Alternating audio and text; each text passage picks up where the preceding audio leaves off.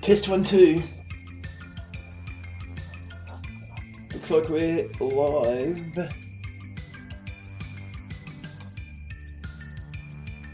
And I've got a spot on my glasses.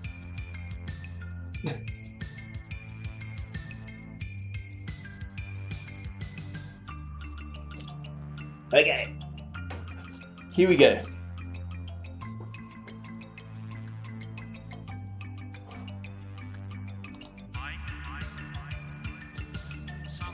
Alrighty, here we go. It's time for Danny Ric Delivery. I've streamed not much last week, so we'll see how we go today with the old motorsport chat. Couple of big stories, and that's about it really, isn't it? That's the sort of way F1 is going. And of course the Indycar.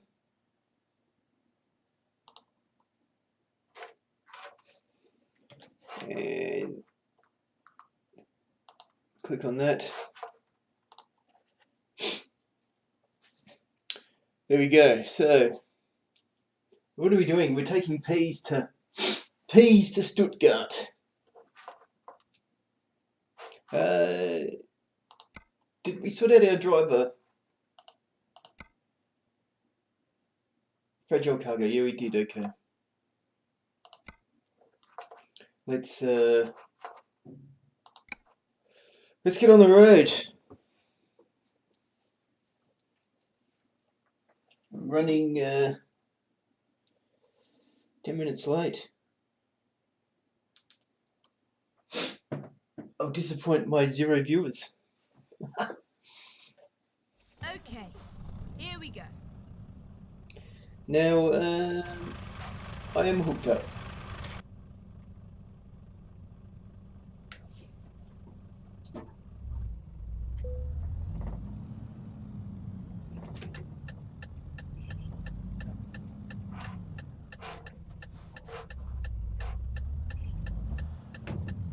Turn right. Get ready to turn right. Turn right.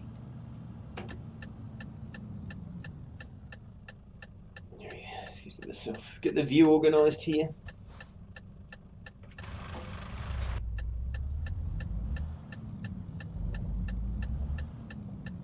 Keep these P's on their way.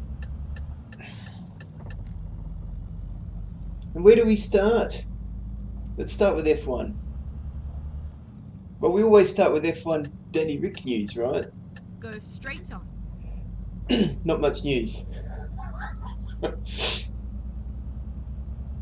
Just the usual sort of ridiculous fill-in stories that motoring journalists produce around this time when there's nothing actually happening and they don't really know anything. I'm looking at you, Autosport.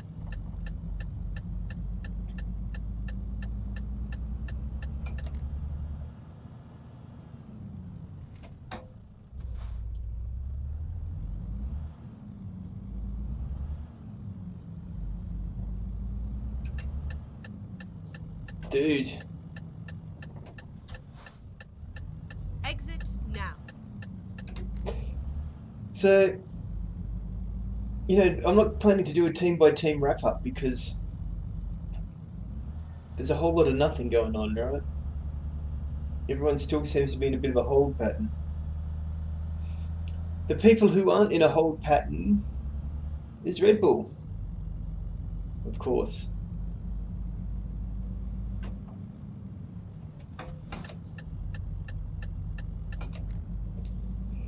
Gasly, back to Toro Rosso,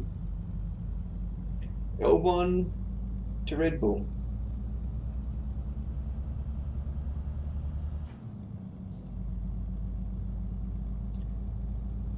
I guess it's a move that makes sense. I don't think it sort of says much about what's going to happen next year, unless Albon comes out and just does amazingly well.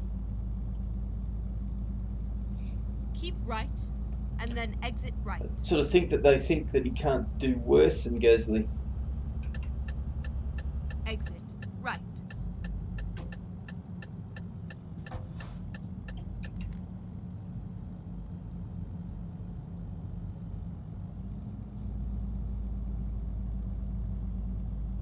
So, poor old Pierre.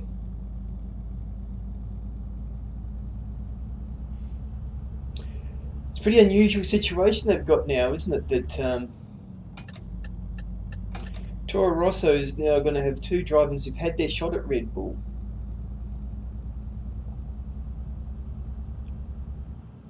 Keep left and then continue straight on. I mean, some people are sort of saying Kvyat may still be an option, but Go straight on.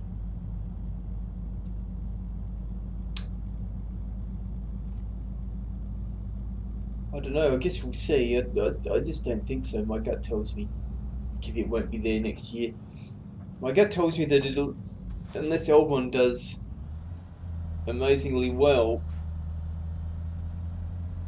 none of them will be at Red Bull next year.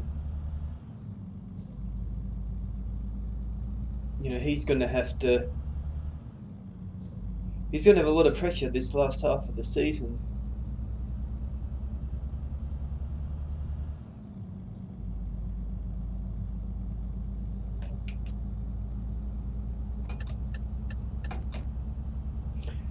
There was a story about Red Bull trying to get Fernando Alonso. I don't know about that one.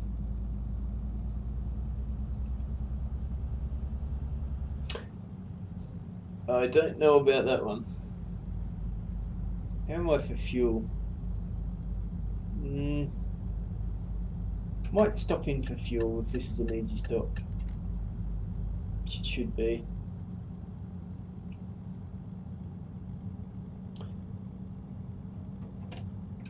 So I'm not convinced that's an entirely believable story, but you know, fills a few column inches, right?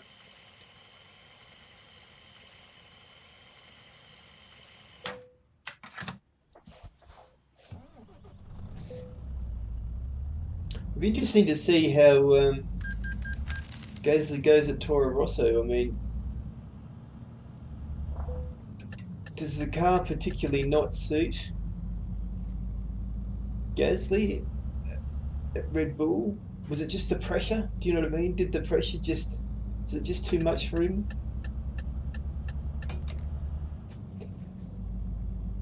Does it not suit his driving style?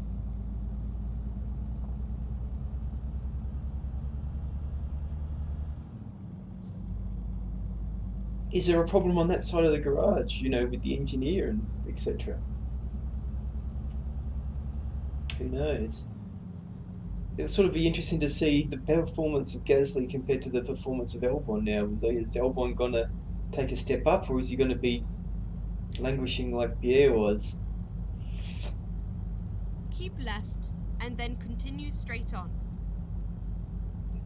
Is Gasly going to be back at Toro Rosso and just be blazing the track and making Kvyat look bad, or is he sort of halfway out the door?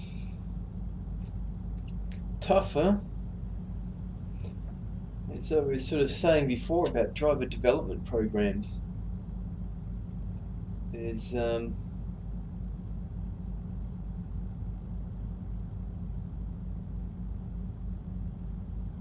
Go straight on.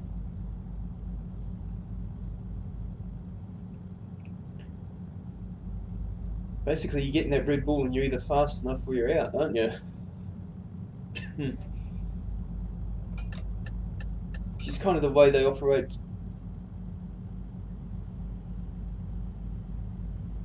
A lot of their things, they talk about development, but development's in a way that you're in a progressively faster car, but there's sort of not a scope for you're not quite fast enough, but we'll get you there, you know, we'll work on it. So that is sort of the big news. I guess it doesn't sort of do too much really for the current driver market, because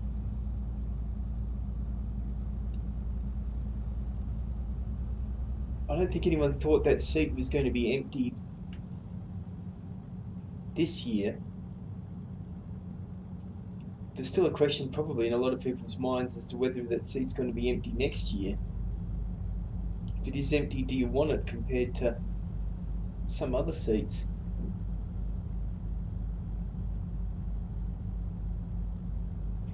So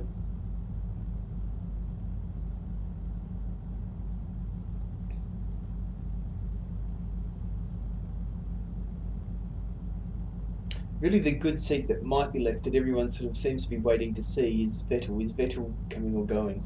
We sort of have this conversation every week, don't we? I mean, he's contracted through to the end of next year.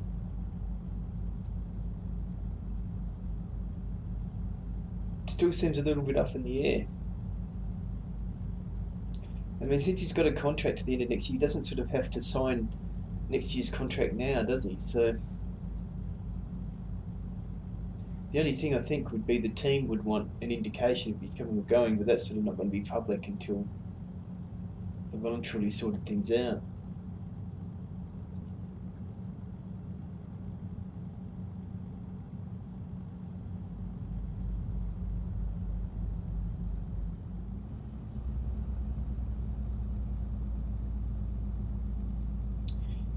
So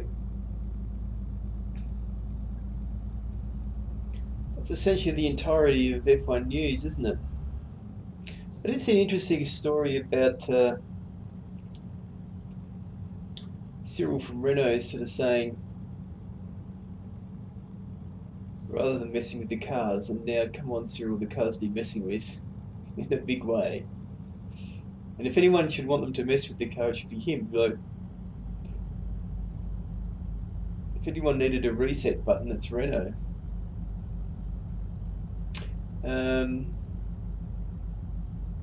Rather than that, looking at the layout of tracks and making a few changes to tracks to try and make it better racing.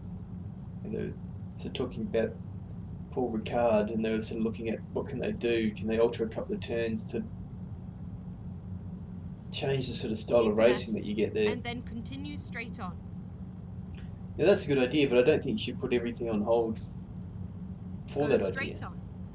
I mean, I moan about the certain tracks enough. A lot of them could do with changing. Some of them maybe, you know, they have this full layout, which is a really long layout for the Formula One. You sort of go, well, some of the club layouts and that type of stuff, the half-track layouts, might actually be a better option. But, you know.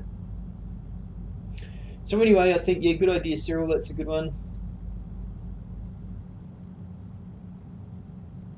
I had to go and pick up an unlockables once I got down here, didn't I? Keep right, and then exit right. So, you know, I'm all for track improvements that actually make a difference. Exit right.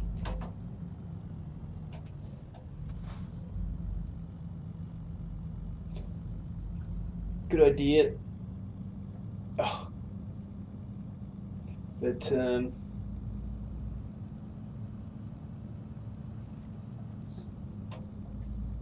the bigger revision they make to the cars in terms of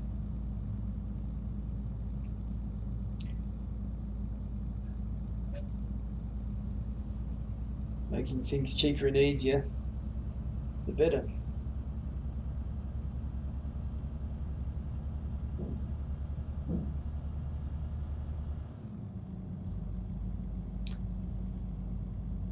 Other Formula One news.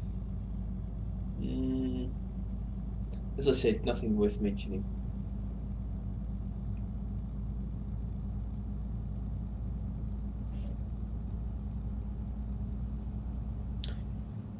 Get ready to turn left. Okay, so we're going to go for a drive and pick up these unlockables after.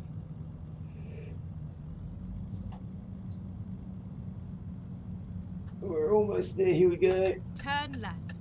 Turn left, watch out for pedestrians.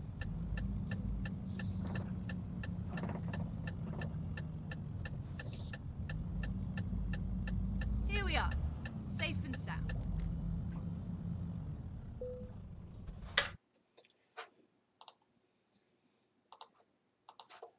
Here's your peas.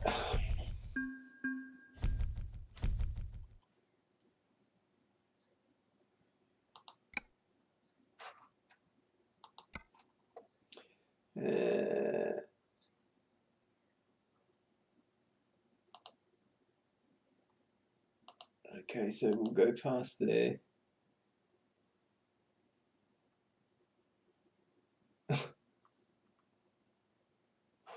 Right, whatever. Good old sat nav. Time to get the job done. Recomputing.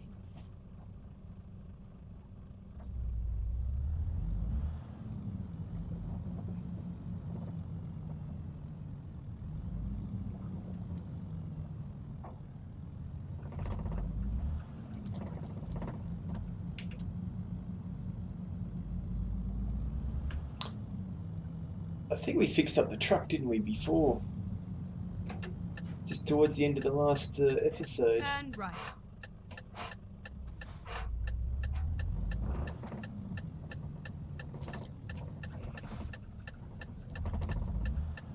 Keep left and then turn left. Turn left.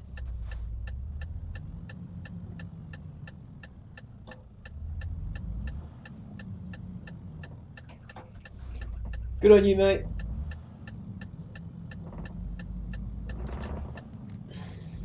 Get ready to turn left.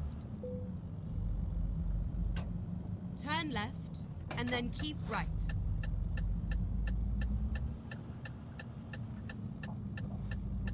Keep right and then turn right.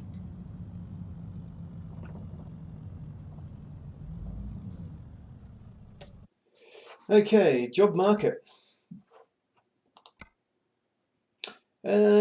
Where are we? Stuttgart. Nice to head over Munich, Austria, Slovakia, Great Britain, France, Netherlands, Berlin.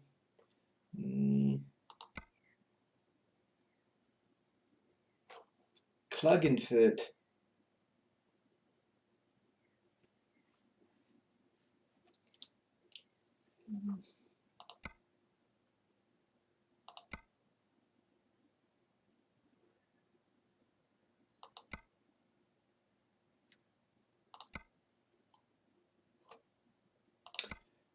Zurich, Frankfurt, Zurich.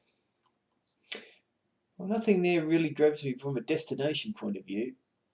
What do we got from cash wise? Go to London for 28 grand. Oh, London.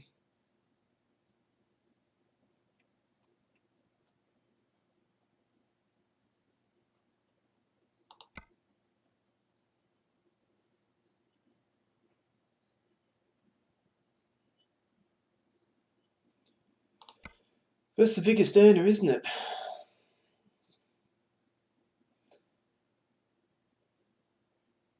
It's only 8 tonne, the driller. Might stick out a bit, but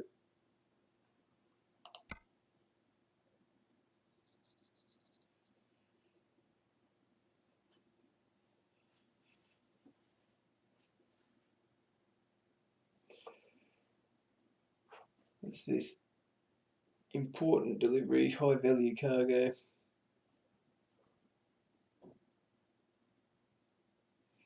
Okay, we'll take that one. We will take that one. Keep left and then turn left. Excuse me, sir. Turn left.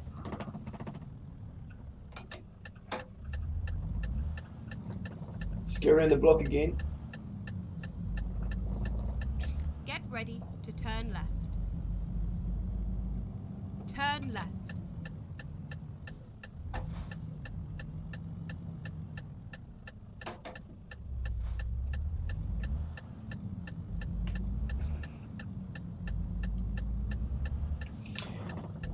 Yeah, so I saw some story about Williams have sort of finally decided to outsource some of the minor componentry and stuff like that. You know, which has been so obvious, but they've sort of been so against for so long. They've been making that speech in that Netflix documentary. You know, we're not going to be a second-rate team. Mate, you wish you were a second-rate team. Keep right. Finally going to do the obvious thing. Right.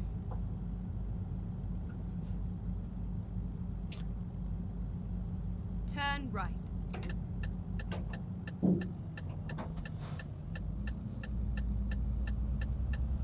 Autosport. I caught this Autosport video. You know, the positives for Williams. It makes you go, this will be good. I mean, I know they're sort of biased because of their nationality, but you know. Keep right. And Sort then of doing the right continue things, straight on. organisation, all that type of stuff. Yep, yep. They're talking about, you Go know, straight the on. positives. Out of the list of positives, they didn't mention the fact that they've got the Mercedes engine. You know, that's a pretty good positive. That's a pretty good positive. Don't mention that one. Then they said they were, you know, they seem to come to their senses with drivers. You know, rather than having, you know, they had these sort of two paid drivers. This is how they put it. They had these two paid drivers in Sirotkin and Stroll. And then this year they've sort of gone for George Russell and Kubica, getting away from this paid driver thing. You know what? Kubica's a paid driver. He is 100% a paid driver. And he's coming 20th every race.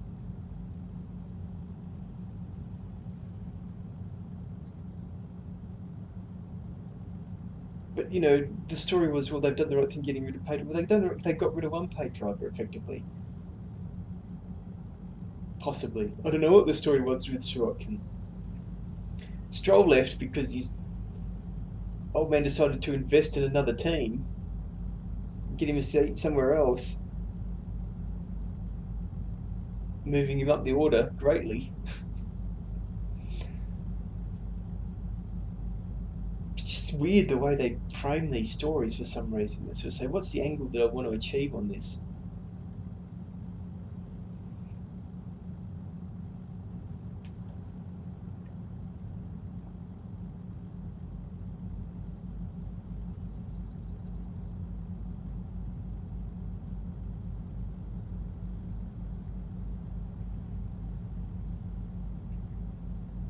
I mean, they're a team that, you know, they've got a young, hard charger. They could certainly do with a good, experienced development style driver, you know. If I was Bottas, I wouldn't go there, but it'd be a great seat for Bottas and for Williams.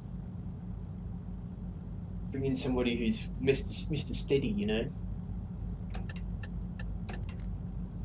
If I was Bottas, I wouldn't make that move there, but to run at the back and get showed up by George Russell. Keep right.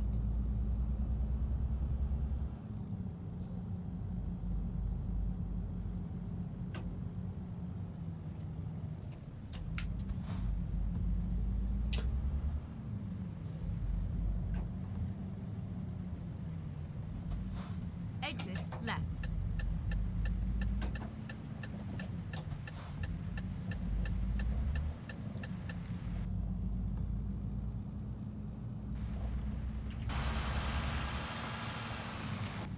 That's right, we're still picking this thing up, are we?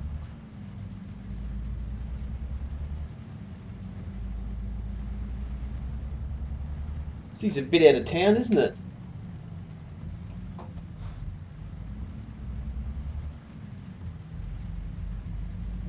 This counts as Stuttgart still?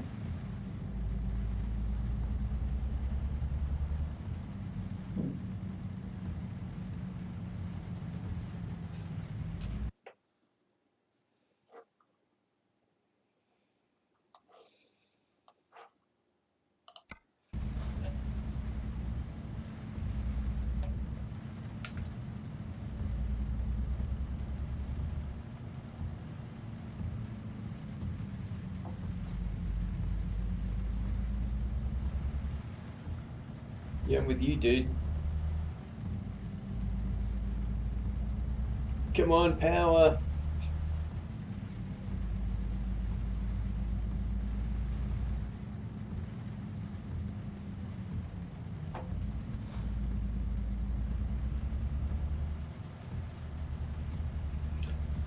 So yeah, the story of Williams.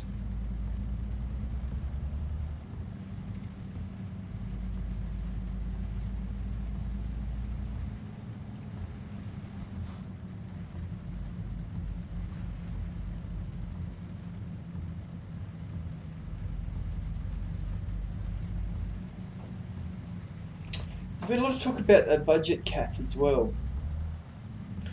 And interestingly, that sort of increased spending. Get ready to turn right. Because if there's certain facilities you haven't built,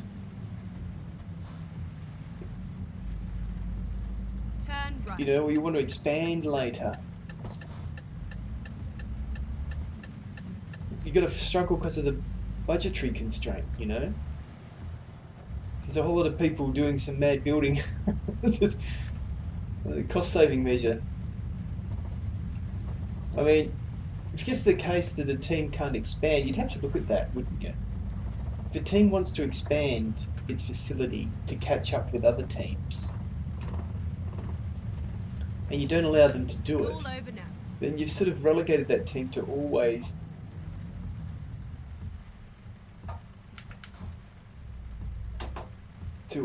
be... Oh, come on.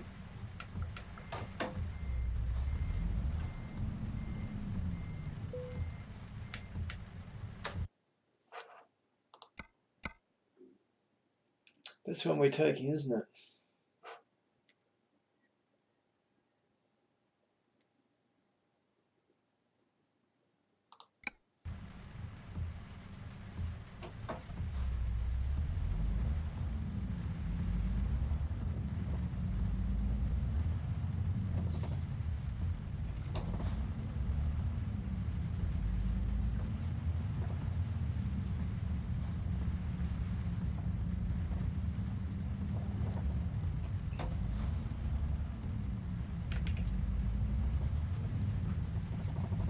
Nice weather down here.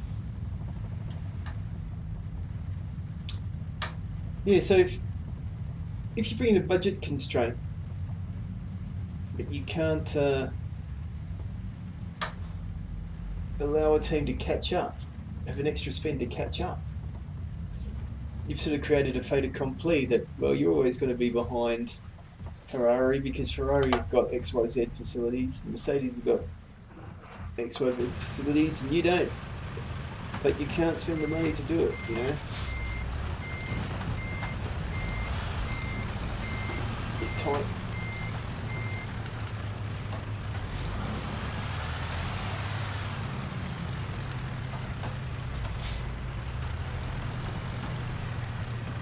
But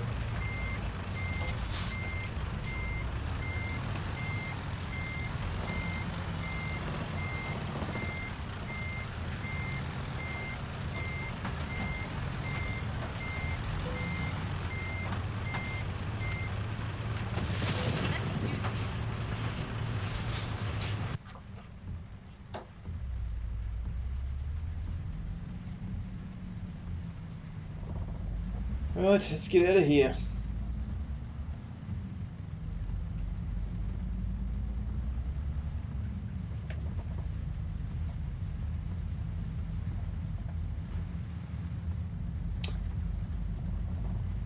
But I mean, I'm sure that you know, you can write something in about that kind of thing.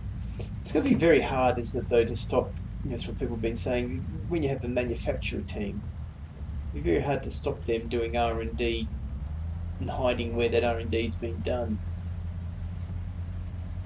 You know, are you developing this component for what car? How are you going to...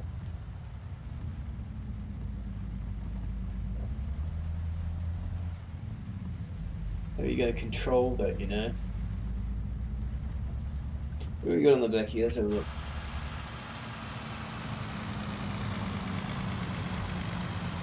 Oh, you have an accident, that crane thing's coming right through the back of your head, huh?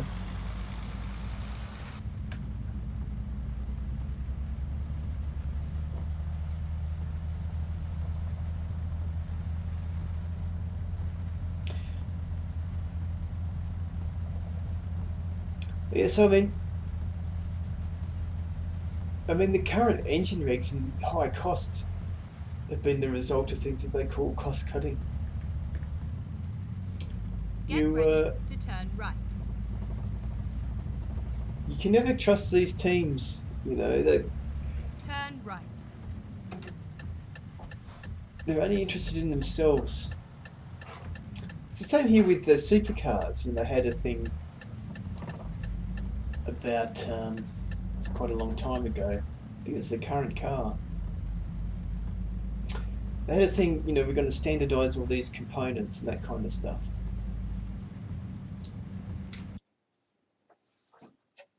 And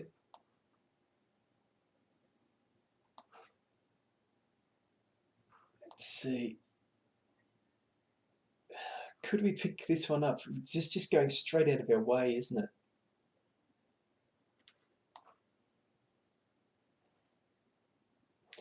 There's no sort of easy way to get there.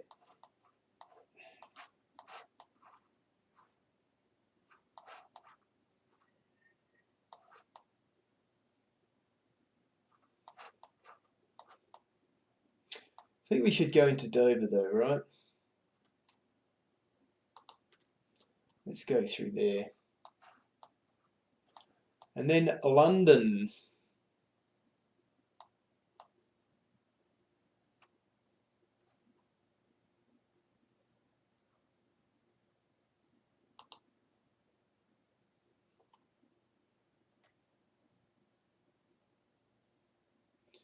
There we go.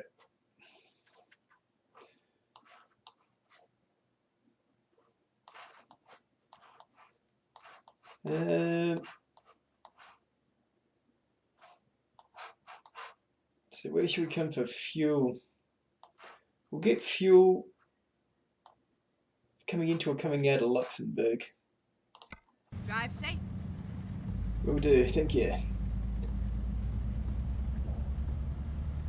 Yeah, so they sort of had this idea, you know, we're going to have these standard components and standard front end. And what the teams would say, oh look, it'd be so good if we could reuse some of the stuff we've got now. So they end up with sort of a standard middle of the car, then the front of the car. Supposedly there's a cost saving effort. The teams could have their own section because the teams are saying we want to carry over the bits that we've got now. And then, so what did that end up doing? It cost them way more in the long run because they had this bit of the car that they could mess around with, you know. All these cost-cutting things turn out to be not cost-cutting at all. Because if you can play with it, then they all end up building their own stuff rather than having a third party manufacture it for everyone, which was the idea, you know. One place will manufacture all the front ends, or one or two places will manufacture all these bits and everyone can just buy it. It'll be cheaper and easier and everyone's going to have the same stuff. And through them crying cost cutting, didn't work out like that. 7 in the morning, still need the lights. So yeah, I'm sure that certain manufacturers, especially if you're a manufacturer, you can sort of hide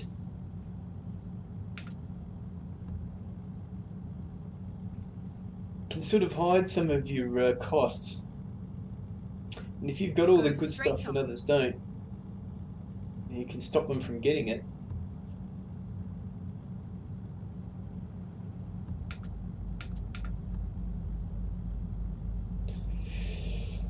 I guess that's what you try and do. I mean, the number of people that the big teams have working on their race program is kind of ridiculous, you know. Mercedes, it's like 2,500 people or something. That's ridiculous to run a 2-car race team. Unbelievable.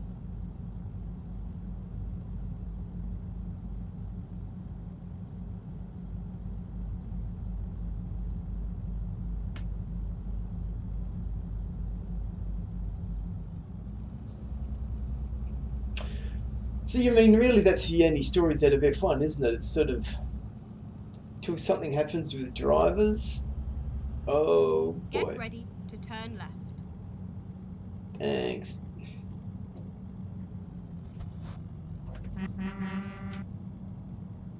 Turn left.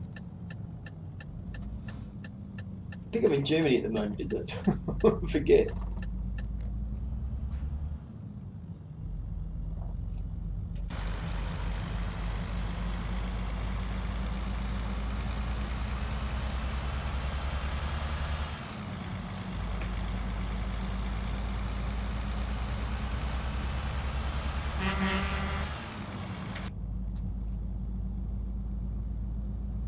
How are we going for cash? Looking forward to getting a new truck, you know.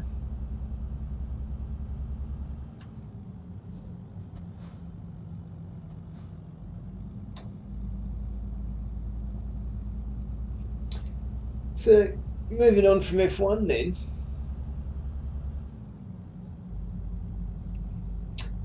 Indycar. Pocono.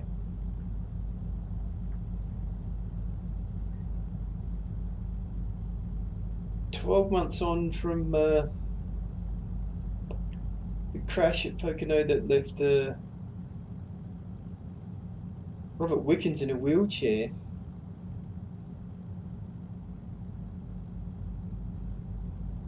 And gee, that's a terrible, terrible shame. A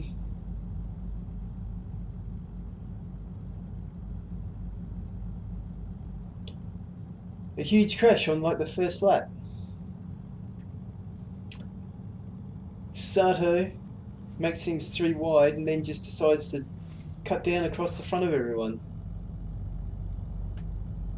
I don't know what he was doing when you look at the thing. I think he thought that Rossi had sort of pulled out, maybe, I don't know. His spotter surely couldn't have said, "Mate, go. Come on, come in. Nice one. Go head on into a Polizei car."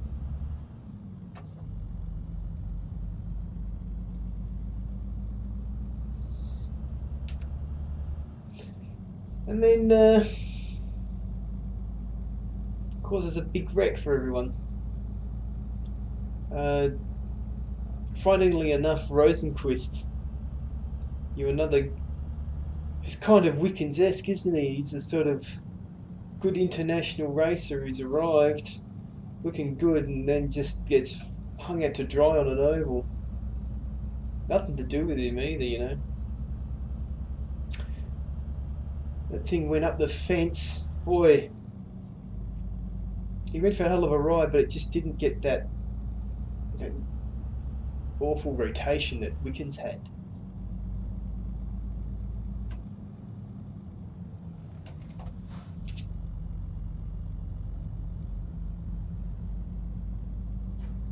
Here he goes again. Here he goes again.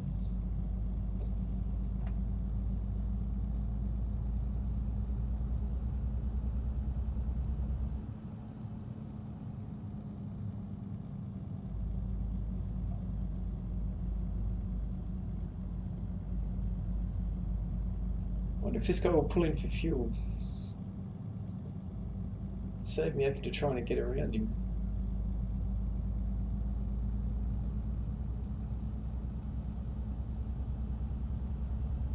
It's a tad blind. Danny Ric.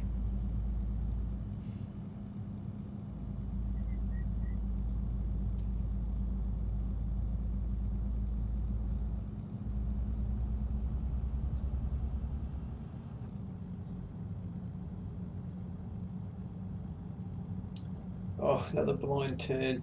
Don't want to lose all my momentum, you know. Here we go. We've still got some momentum. Hey, mate.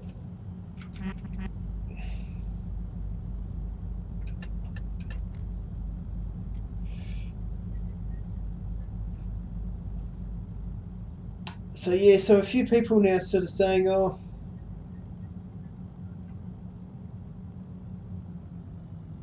you know, there's some safety concerns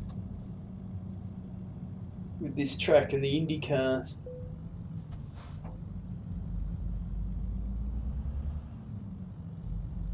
You know, should we really be racing here? Get ready to turn right.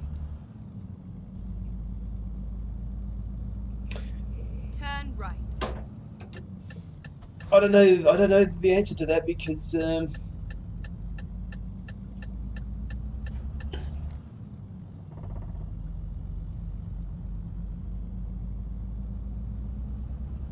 sort of don't understand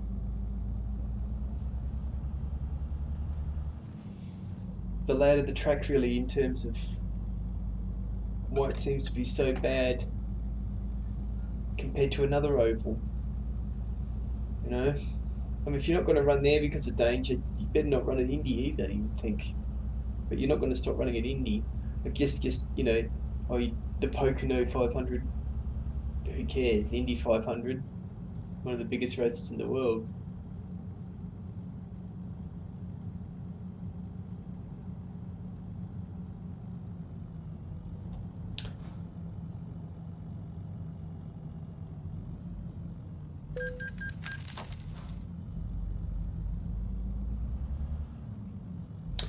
So,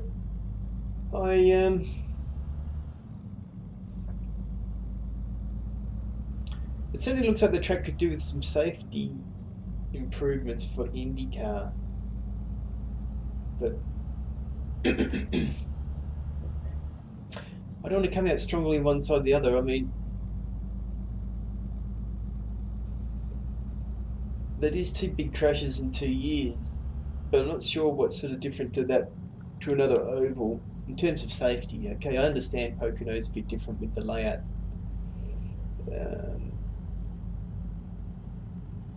Is that sort of tri-oval layout particularly dangerous to an Indy car compared to another oval track? Right, and then exit right. I just couldn't say. I don't have enough information to render an opinion. Turn right.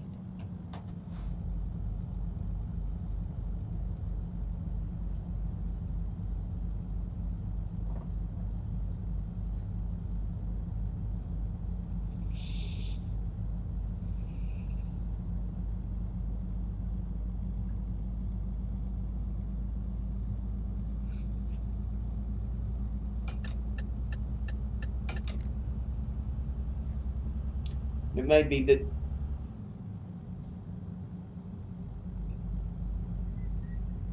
the corners are sort of too tight almost, but I couldn't render an answer for that one. I'd have to defer to somebody who knew more, you know.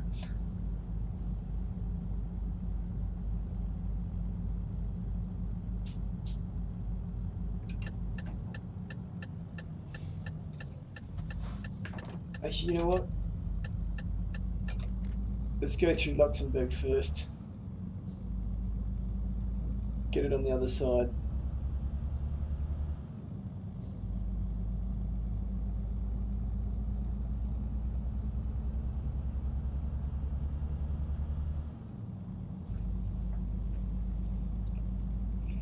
So yeah, I think Willpower eventually won the race. I think it was took quite a while to clean that up, and then I think there was some bad weather that eventually meant the race was red flagged. I mean, that is a problem with oval races for television, isn't it? That you get that continue straight on. You can end up not having a race. Go straight on. Oh, sorry, Mr. Car.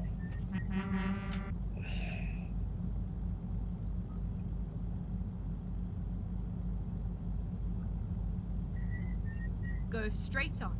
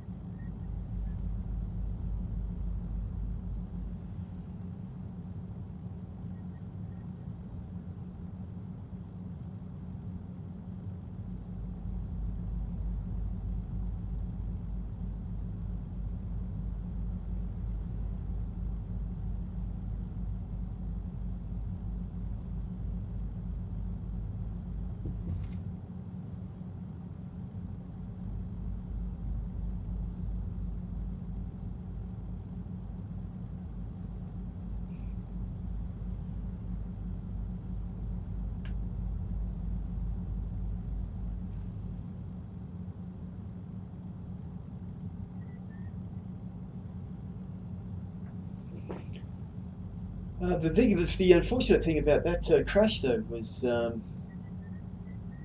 Rossi got caught in the middle of it. So, you know, that could have a dramatic effect on his championship, you know. It's completely not his fault.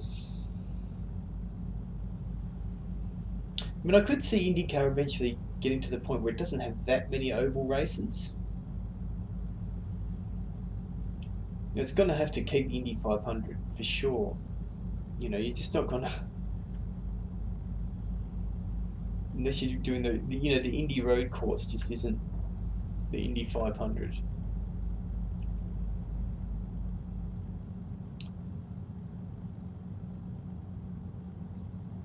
But you know, go straight on. For it to make it more international and for television, you know, you can't, if you have a wet race, that's one thing. If you sort of go, we're just going to go to the IndyCar now, and then, oh no, we can't have a race today because of the rain. Well, as a sponsor, you know, that's a bit, I didn't get my money's worth on that one.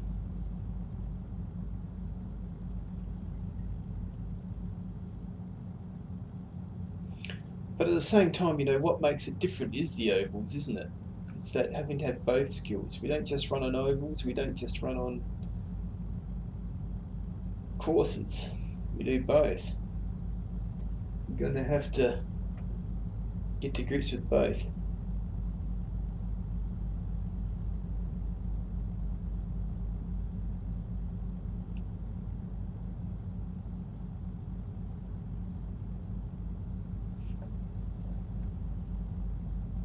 In terms of other IndyCar news, you know, not that much, is there?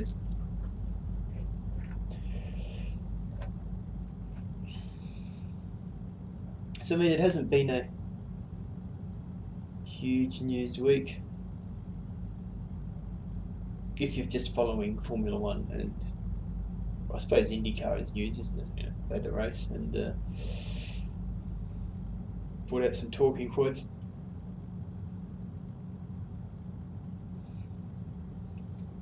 We were going to stop for fuel here, weren't we?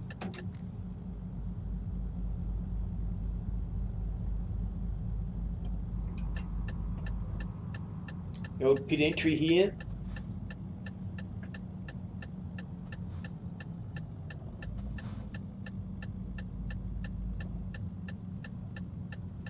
Plane coming in like a madman over there.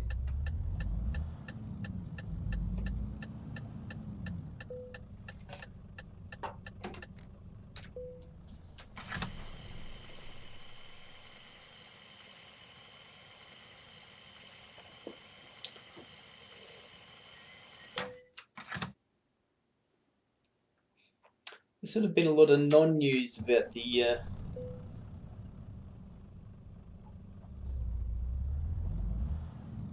what they call, you know, the all female driver series. Oh.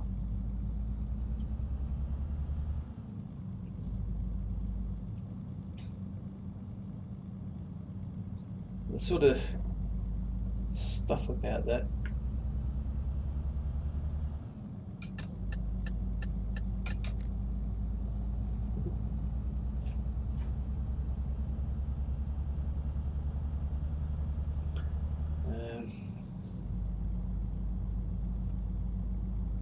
The person who sort of won the championship sort of wants their way into F1. It's one of those things. Left, and then continue straight on.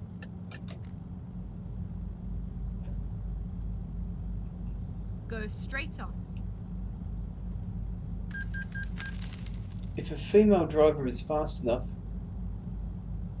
you'd give her the seat, you know. If I had a lady who's as fast as Max Verstappen, she's straight in the seat. Because in Formula One, you want to win, you don't care. And if you're not fast enough, unless you've got a big pot of money to bring, because there's plenty of people who aren't fast enough, but have got a seat over the years because they've got a big pot of money to win, you're not going to put you in the car.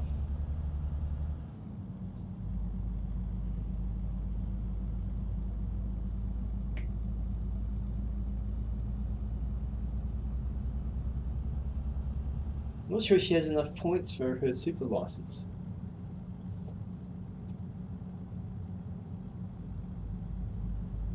You know, I think maybe on the basis of winning that league, you might get yourself a decent seat in the lower category, but you're still going to have to come out.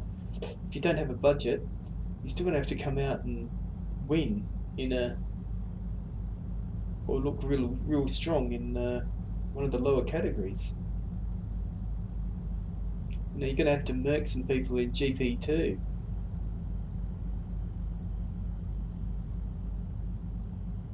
going to have to look strong in that.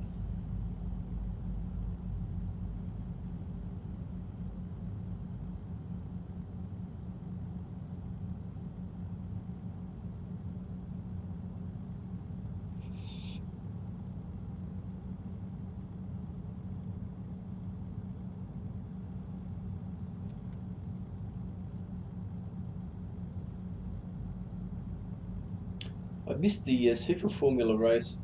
I just caught. Keep left and then continue straight on. Just caught the podium basically. I missed the whole thing. Go straight on. Unfortunately, so I can't talk much about that.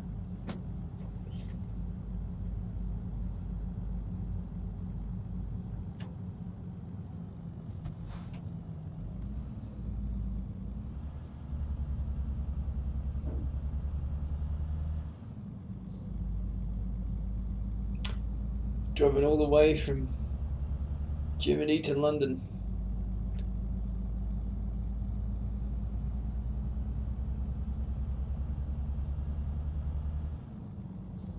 Wonder how they'll fit Brexit into the game. I suppose they've got to wait to see what actually happens. Have more of a border check. They've sort of been talking, haven't they, about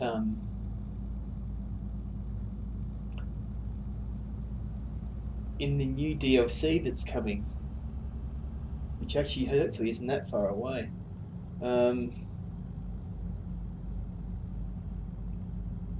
Because these countries aren't part of the Schengen agreement, they're going to implement better border checks and more realistic border checks when you're going into these countries. You're not just sort of driving straight in. Which will be interesting. I mean, every sort of new feature is welcome, isn't it?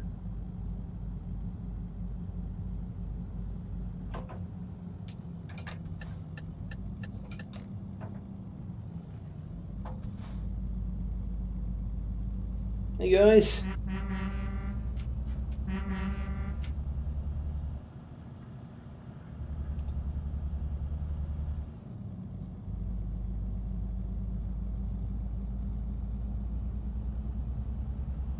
I kind of like how different countries have different styles of roadworks, you know?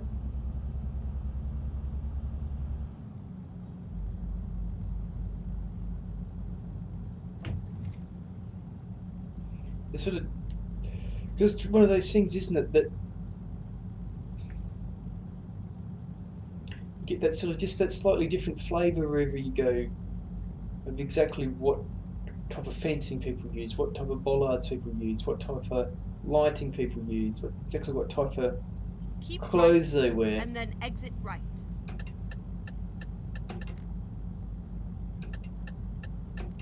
Exit right.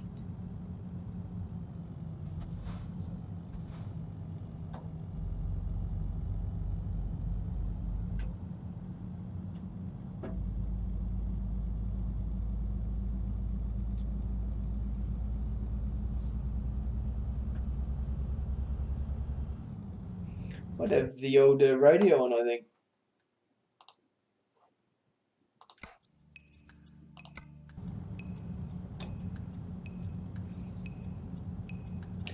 Well, we cruise down the road.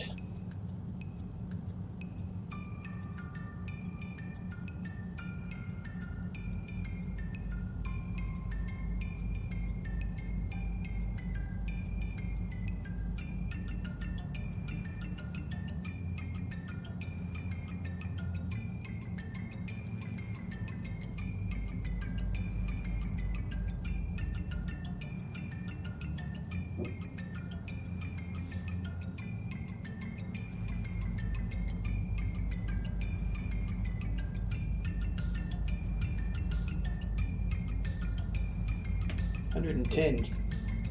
We're not getting to 110, let me tell you. Downhill with the DRS open, maybe.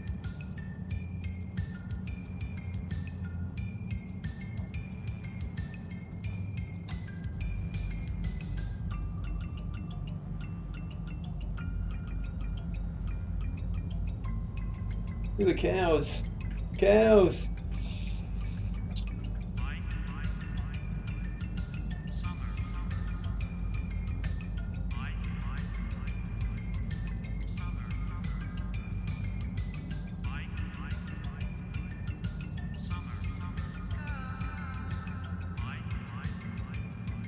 Yeah, so because there's not a huge lot of F1 and IndyCar news this week, I'm probably just going to finish this run and then stream something else.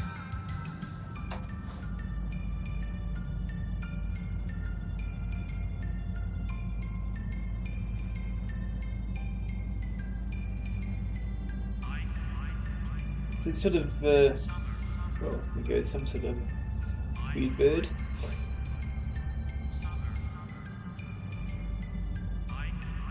You know, I sort of do the trucking as like a kind of a podcast, if you know what I mean. Not too in depth though. It's more like you're sort of driving along, having a chat. That's why when we do the American trucks, we sort of have a steady topic, but a topic nonetheless. Sort of cool to go for a drive and have a chat, right? And I sort of find, in terms of watching people do trucking, you know, too much of it is just, there's not really much to talk about.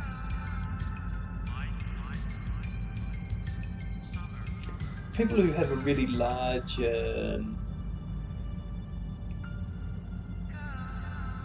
chat audience, you know, they can chat to them, you know, it's sort of like a talk show almost, isn't it? They can sort of chat to the audience. Something I find very difficult actually is driving and reading the chat. It's sort of, I don't know how they do it. I mean, I don't know how Jimmy Broadbent does it, you know, he's doing like full-length F1 races or sim racing or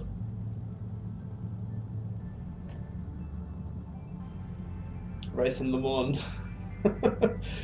Racing Le Mans and still managing to read the chat window. Sort of got to, don't you?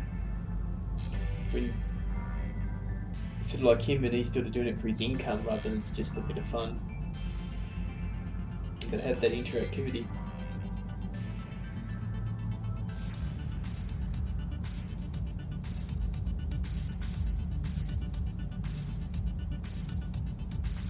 Go straight on.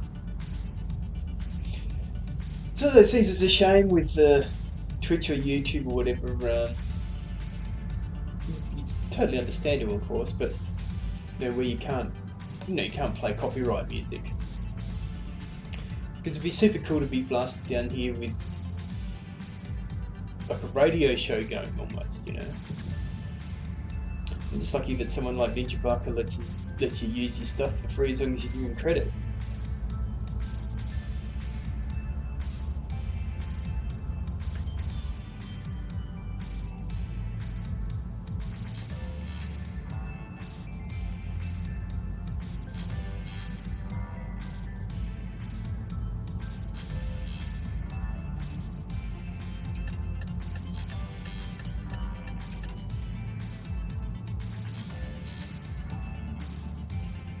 Keep right, and then exit right. Will do. Exit right.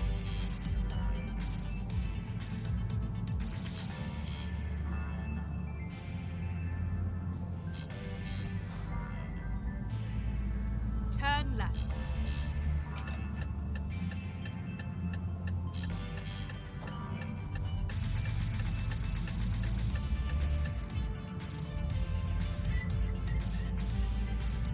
Cockatoos. Get ready to turn right.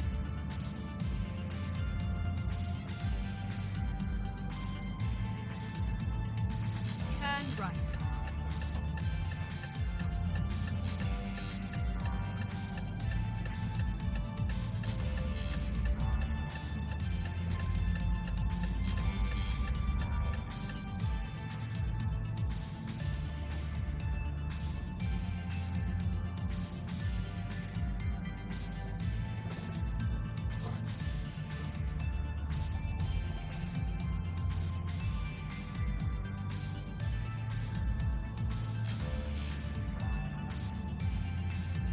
This looks like the truck one here.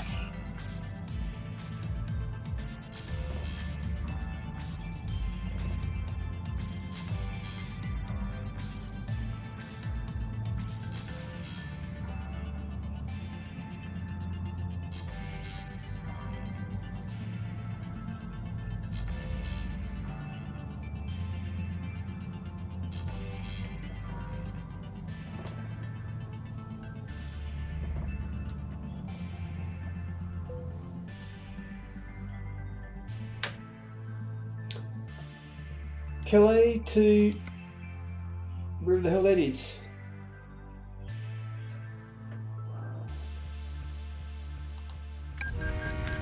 That's us. Now we've got to switch sides of the road now, don't we? Recomputing.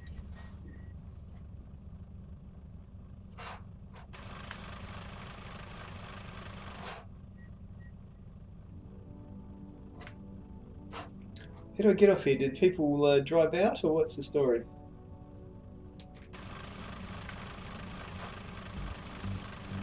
We've got to turn out.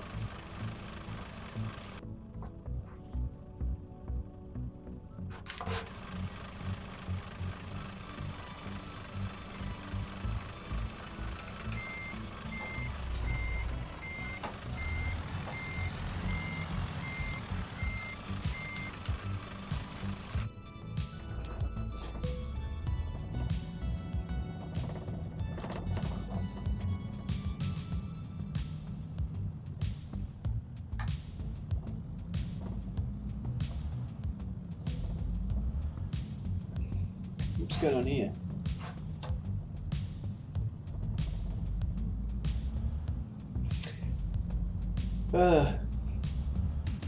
It's been that long since I did this in this game.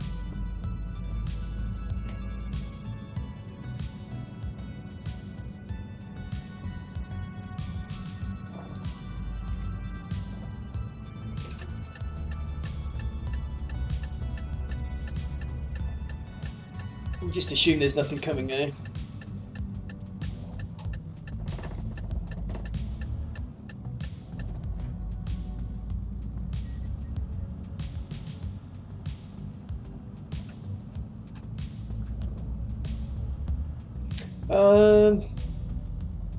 We're in England now, aren't we? So I should be on the left. Alright, we drive like Australians, except the wheel's on the wrong side of the road.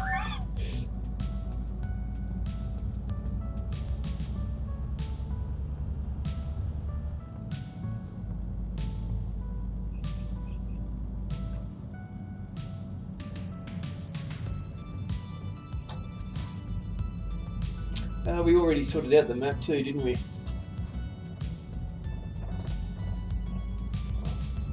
Turn left.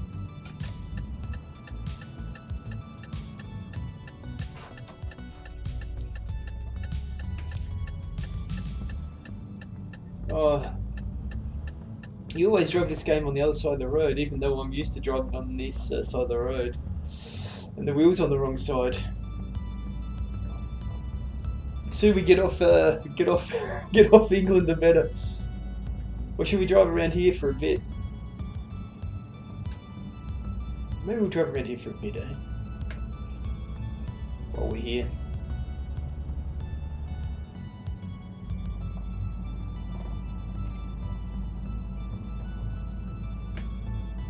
Itchy nose.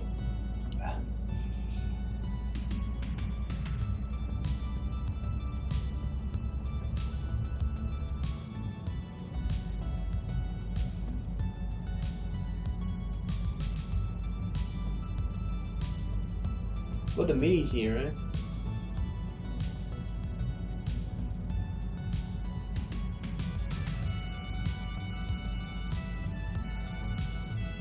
Go straight on.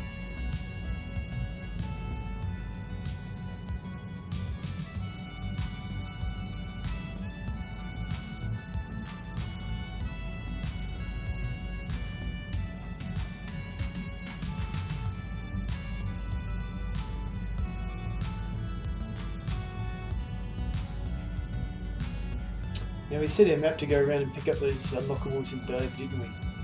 And when we get to London, then we got to pick up the London unlockables after we drop this stuff off.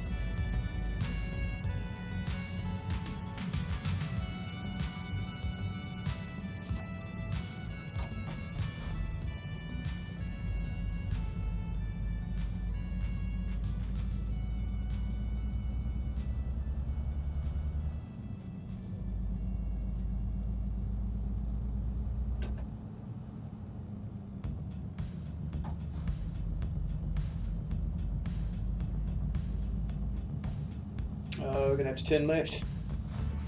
Go on, truck, hurry up.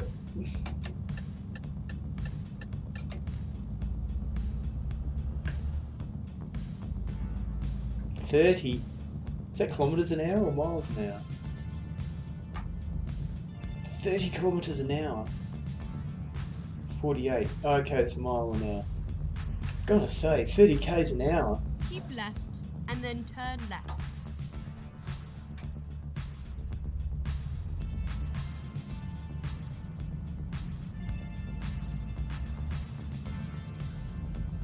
Oh, I'm gonna miss it. Turn left.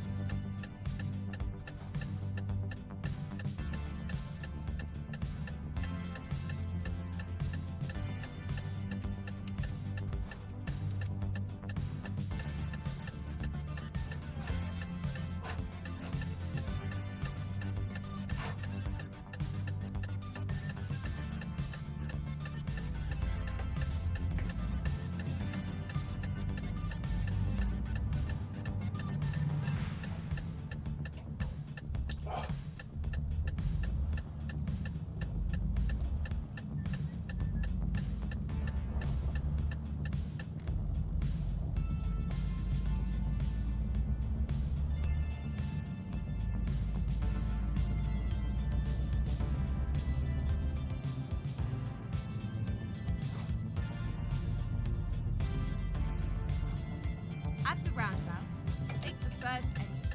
Will do. Oh, I can go around a roundabout normally for me. Don't indicate, buddy.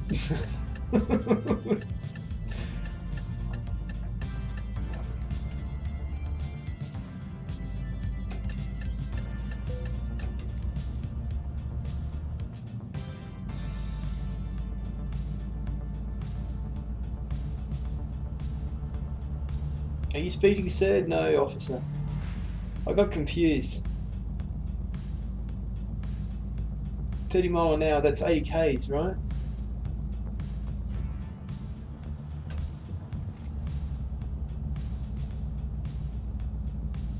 Oh, it's a bit of a climb out here, sir.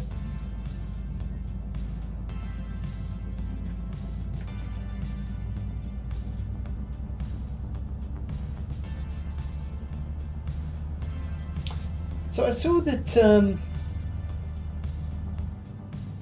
in Australia, the company that owns TCR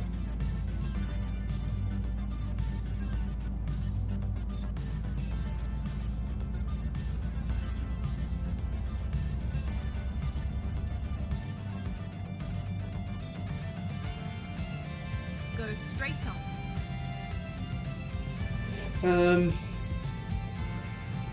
which is pretty new to Australia. Well, there's a dogfight going on. A bird dogfight. He's been sort of buying up some extra championships. Now, TCR is not so popular in Australia yet because we have supercars. And they sort of won't let them on the same bill, if you know what I mean. TV coverage is not so flash. But you know, it's a good formula.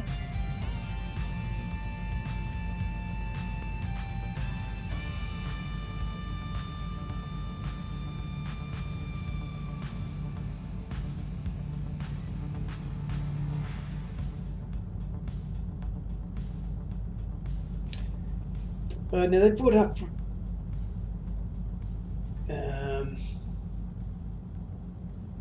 they brought the Bathurst 6 hour.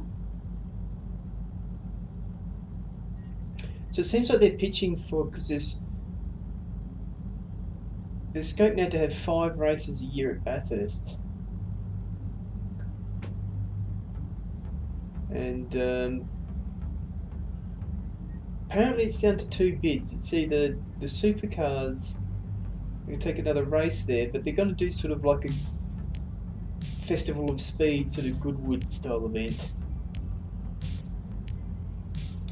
Or the TCR will take it and have their own endurance race. But apparently they've also bought the 6 hour, so if they don't win that one, they're still going to be able to set up a Bathurst event. I mean, I think that will get a lot of cars on the grid, or a lot of cars interested in the championship, because you know, in Australia it's sort of, Bathurst is the ultimate goal for some people, not even to win it, just to race there, you know. If you can race there in a competitive car for a reasonable budget, it becomes a very attractive formula. They've also bought the Touring Car Masters, which is, in Australia they sort of run a, it's a pretty expensive and pretty costly, and then continue straight on. Pretty professional race series for late 60s, early 70s. Mostly muscle cars, but they're full race spec sort of thing.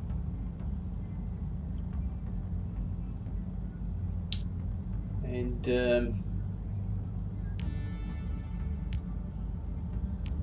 they've also bought Trans Am 2.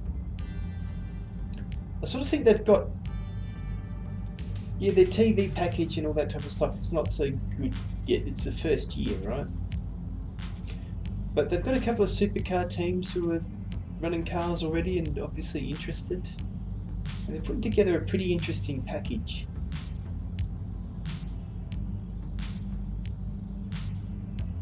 I think where they could really, I think you can watch the races on YouTube. And I think they have a television deal with, I think it's SBS, which is, I don't know how to explain it to overseas watchers. It's a free-to-air TV channel, but it's not a commercial channel. It's a bit like, I don't know, BBC4 or something like that, you know. There's a lot of commercials on it, but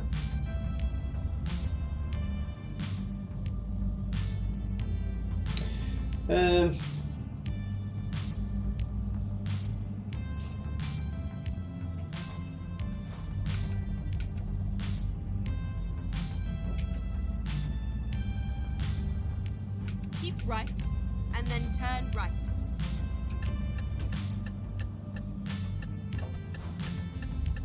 Turn right.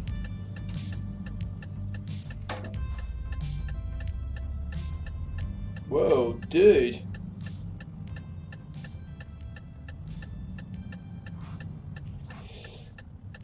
Is there actually an intersection like this? Because this is a terrible intersection.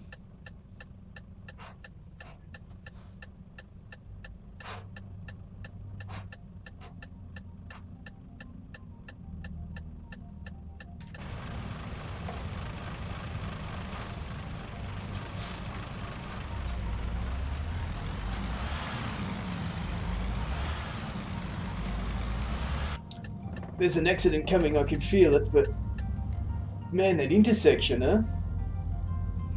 Is that a real intersection? Is it that bad? Because if it is, that sucks. What was I going on about? Oh, TCR in Australia. Do you mean that a Bathurst event for TCR cars? You could see people coming from all around the world with their TCR car to do Bathurst, you know.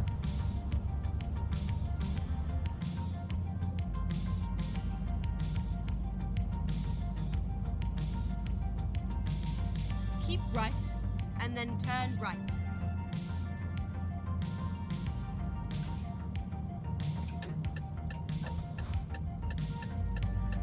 Turn right.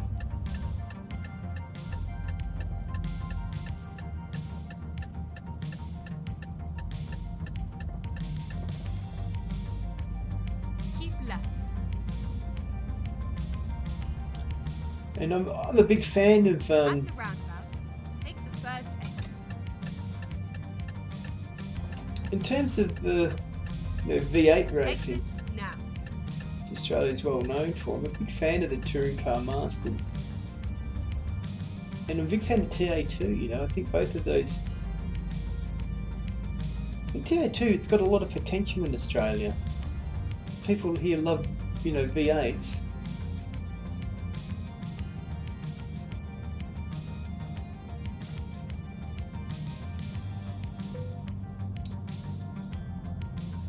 It's a lot more accessible. A lot more accessible than supercars. Get ready to turn right. But what was I saying about TV? Yeah, I think because of supercars' pay TV deal, where you can't watch it. If TCR can put together a decent deal with a television station,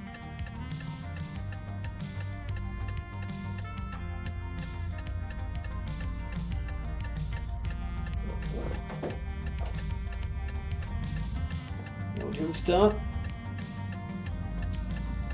That's sort of the last piece of the puzzle. They need a good TV package. If they get that though, At the roundabout, take the second exit. I could easily see it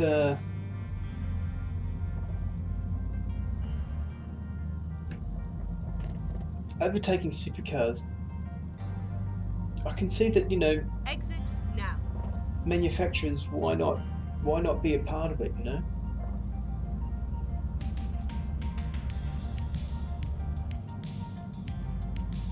At the roundabout, take the second exit. I mean, they haven't had much joy with other manufacturers have not had much joy with Keep left supercars as a and company. then turn left. Whoa. Reroute.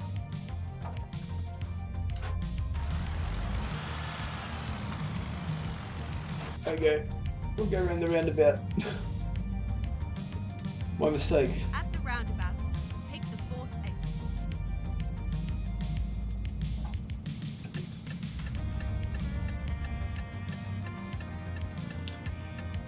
It's got sort of carried away with what I was talking about. Exit now. Keep right and then turn right. But yeah, so you know, they brought in they had a Ute series, which is sort of like it's sort of like a car with a tray on the back, which is very popular, or was very popular in Australia. It's a Holden Ford. You know, you have something that's sort of like a station wagon almost, but it's open. I'm sure people know what I mean. Which was good, but then you know, because they don't make Utes anymore.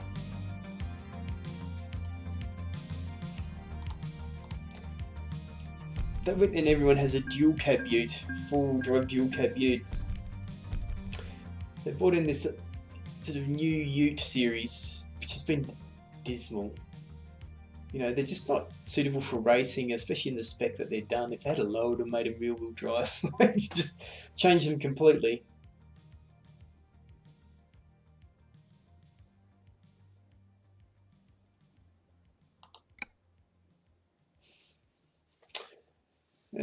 Right, let me just check my driver. I didn't see you level up, no.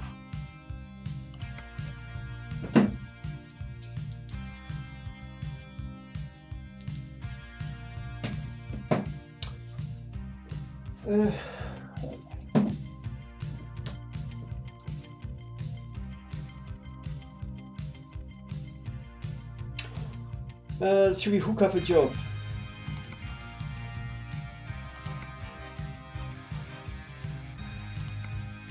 Maybe we'll stick in the UK for a bit, eh?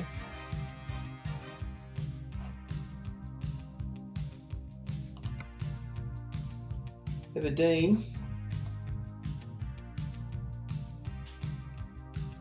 That looks like one. I'm not even going to see what else is there. Or am I? Yeah, I am.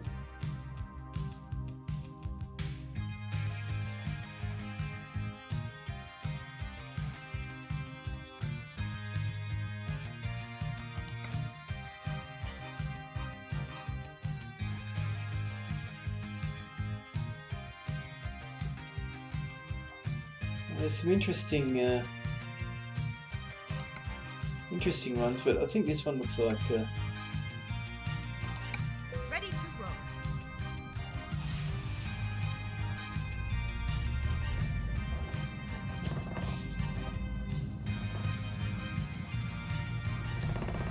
oh, you know what? I didn't actually look at how long I had to get there.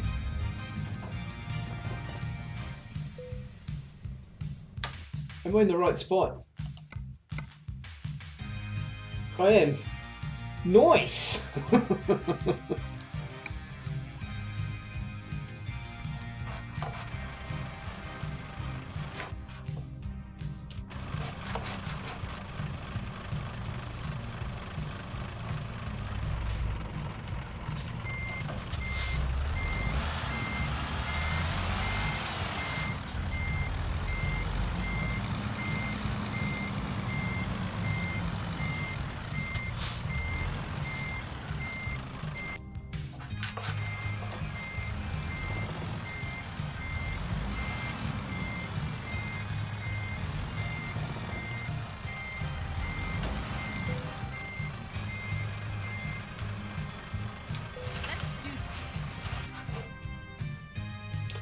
Alright, let's sort out the map.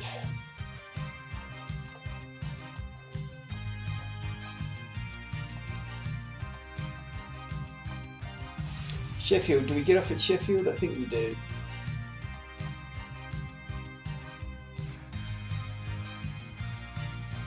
Pick that one up.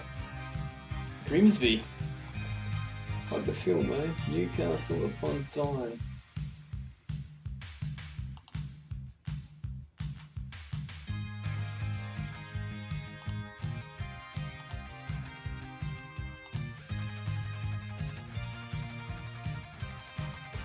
Go through there.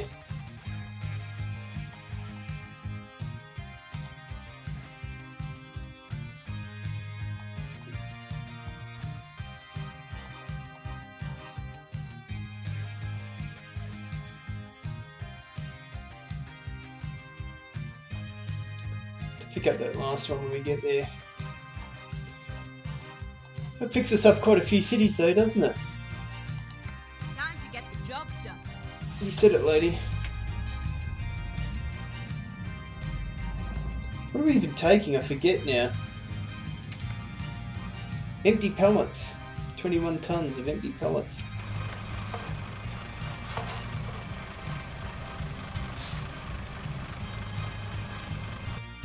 Okay.